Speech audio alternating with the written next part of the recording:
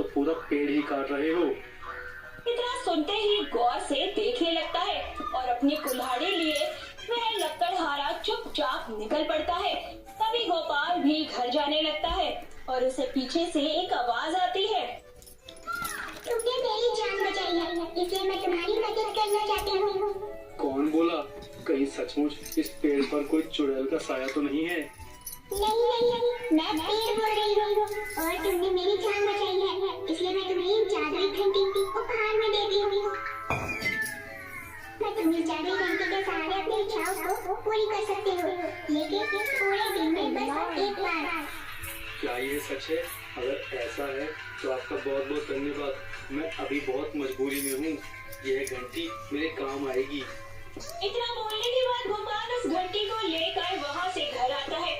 जब गोपाल घर आता है तो आते ही गोपाल की पत्नी सीता उससे बोलती है, घर में राशन नहीं है और आप अब आ रहे हैं और आपके हाथ में राशन नहीं है, बल्कि राशन की बजाय ये घंटी क्या कर रही है?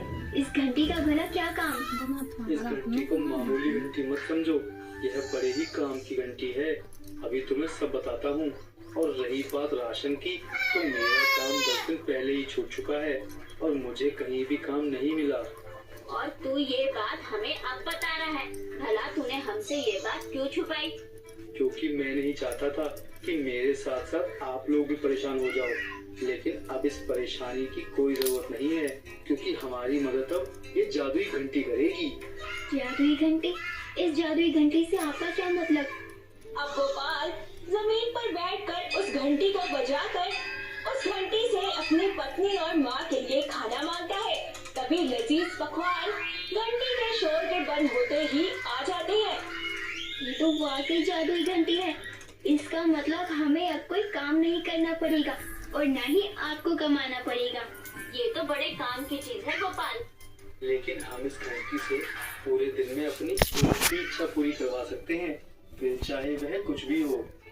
गोपाल तो ईमानदार था, लेकिन जब सीता और कुंती को उस घंटी के बारे में पता चलता है तो वो लोग बहुत खुश हो जाते हैं और वह मन ही मन सोचने लग जाते हैं कि कल क्या मांगना है और उससे कल और क्या मांगना है। अब अगले दिन गोपाल काम की तलाश में बाहर चला जाता है और उसे काम की तलाश में रात हो जाती है। जब वह घर आता है तो देखता है कि उसके लिए घर पर खाने का एक दाना नहीं है। उसकी पत्नी और माँ लजीज खाना खाकर सो चुके हैं। तभी वो जादुई घंटी के सहारे खुद से बोलता है, इसका मतलब कि माँ और सीता ने खाना खा लिया है और उन्हें मेरे लिए कुछ भी नहीं रखा है।